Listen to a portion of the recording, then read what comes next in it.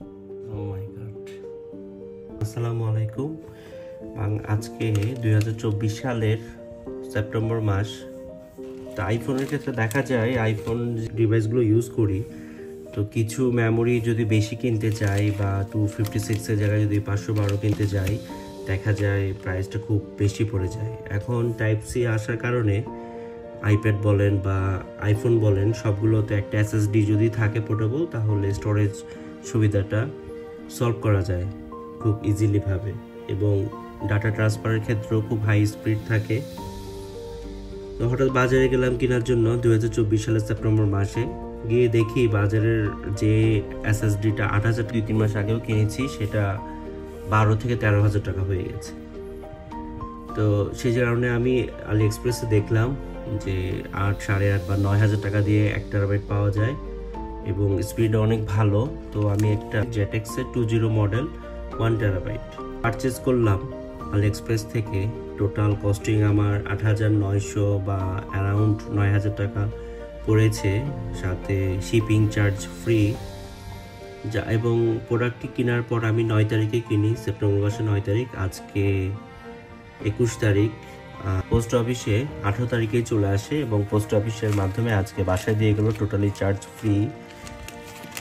আসলে আইফোন বা অ্যাপল যে ডিভাইসগুলো থাকে, স্টোরেজ অনেক শর্টেজ থাকে এবং কন্টেন্ট যেগুলো ভিডিও বা ছবি প্রচুর পরিমাণ জায়গা নেয়। আনপ্যাক করি, দেখি ভিতরে কি কি থাকে, কোয়ালিটি কেমন, প্রিমিয়াম কোয়ালিটি কিনা একটু দেখি, চেক করি।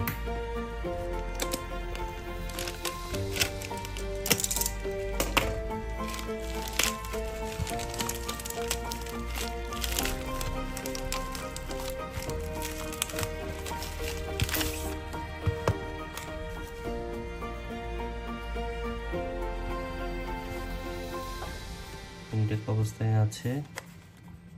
সামনের পার্টটা যদি দেখাই, Netac 1 terabyte portable solid state drive, USB-C, speed 2000 megabyte per second, জেটেক। বিসমিল্লাহ। তো এটা কস্ট পড়েছে, বলেছি কিনা জানি না, কস্ট পড়েছে 8,000 টাকা। বাংলাদেশে যদি নিতে যায়, বাংলাদেশ থেকে বা চট্টগ্রাম থেকে প্রায় কম 13 থেকে 14,000 টাকা পড়ে যাবে। খুব সিম্পল প্যাকিং। প্যাকেজটা আমি সরাই রাখতেছি।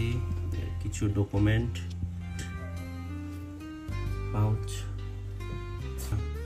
Type C to type C, আর একটা type C to USB cable. একটা জিনিস ছোট্ট একটি, খুবই কিউট, ছোট। ও মাই গড।